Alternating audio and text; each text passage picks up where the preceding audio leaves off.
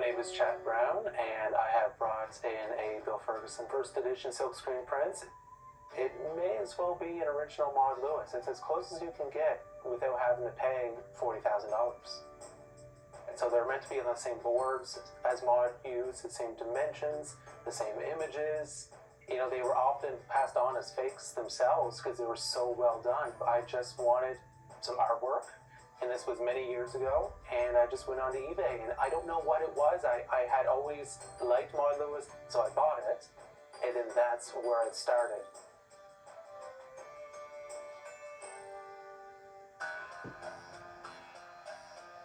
Maud Lewis was Nova Scotia's most renowned folk artist, though wider recognition of her talent came late in her life. As with so many great artists, her fame and the value of her art had grown exponentially since her death in 1970. Challenged by birth defects and rheumatoid arthritis, Lewis nonetheless created bright, cheerful paintings of animals, flowers, coastal scenes, and pastoral landscapes. She was prolific and would paint multiple variations of the scenes her customers liked best, selling them for a few dollars apiece. Maud and her husband Everett lived in a tiny one-room house without plumbing or electricity. It had been restored and preserved at the centerpiece of the Maud Lewis exhibit at the Art Gallery of Nova Scotia. Hello, Chad. Thank you so much for coming in today. Please tell me what is in front of me right now. This is a 1962 first edition Bill Ferguson silkscreen print. It is absolutely incredible. Thank you. The quality of this print is really incredible. I know that these were created to be as absolutely close to the original as possible. The colors, the size, even the signature are all really in line with the original it would have been copied from. This particular print of the two oxen in the field of tulips is definitely one of my favorites and one of the more popular designs by Maud. So it features two oxen in the field, so many bright and cheery colors, and it's really a remarkable piece. So Chad, tell me what your connection to Maud Lewis and her pictures are. Well, I was very fortunate. I grew up in Digby, Nova Scotia, Weymouth, Nova Scotia. Maud Lewis was always surrounded by us. But honestly, it's my mother. She had the Maud Lewis calendars in the house. And then once you see the calendar, you start to see other calendars and books and start to read some books. And you don't really realize that you're starting a collection. So when I bought my first print, it really tied back to my mom owning a calendar and enjoying seeing those Maud Lewis images for the past 20 years. Isn't it funny how your collections can start that way? Yeah, and I think my mom loves Maud Lewis maybe more than I do. Can you tell me what was Bill Ferguson's role in helping to promote and get Maud Lewis's work out there? Well, I think it's exactly that, is that he was trying to get her work out there. And I know with the copyright agreements that he was successful in getting, is that he couldn't do it in the Digby County. So his role was to buy paintings or produce silkscreen prints and sell it at his own gallery.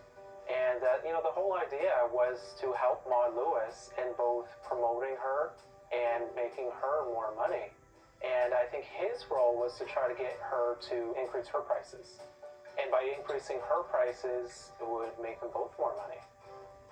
What Bill was doing was really helping bring Maud's work into more homes of people, especially across Nova Scotia, rather than working against her. Is that what you would say? Yeah, I would call Bill Ferguson an art promoter. He was not there to infringe, or he was not there to hurt her sales whatsoever. This was simply an opportunity for both of them.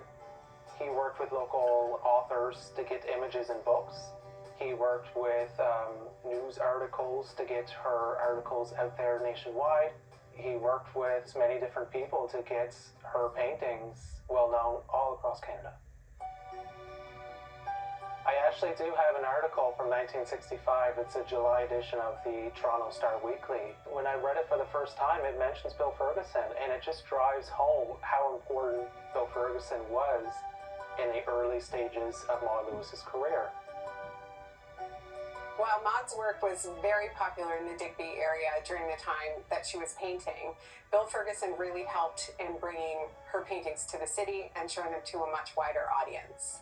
So I understand all these prints are done by a silkscreen process. Can you talk about that? Absolutely. So silk screening believed to have started in China in 221 AD, so a while ago. Wow. In 1938, a group of artists in New York City were believed to have been the first ones to use silk screen printing in their art on paper, and they actually coined the term serigraphy. It was definitely driven to a lot more popularity by artists in the 1960s, like Andy Warhol. The process that would have been used in the 1960s to create the silkscreen print was done by hand using 9 different colors, and it really does resemble probably as close as you could to one of her original paintings. Yeah, and you can tell immediately it is a silkscreen because there's no brush strokes on it, and if it wasn't for those brush strokes, you would think it was an original painting. So Bill influenced Maud, Maud definitely influenced Bill, and now because of their relationship, the works of Maud are in a lot more homes across the world. Yeah, we can thank Bill Ferguson for promoting Maud Lewis beyond the Digby County, and she made some good money by selling as many paintings as she did. So Chad, obviously the work of Maud Lewis has impacted people all over the world. Can you tell me how it has impacted you personally? I buy the paintings for the same reason that everybody buys the paintings. They're beautiful, bright, happy paintings, and when you buy a painting, you're buying the story behind it. So I would say, based on the condition of this particular piece, that it was from the earlier run in the 1960s and the quality is so excellent, it's been kept really nicely behind glass.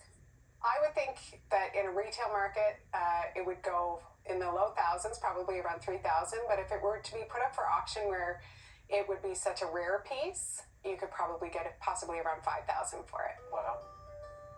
Chad, tell me, would you ever consider selling this piece? No.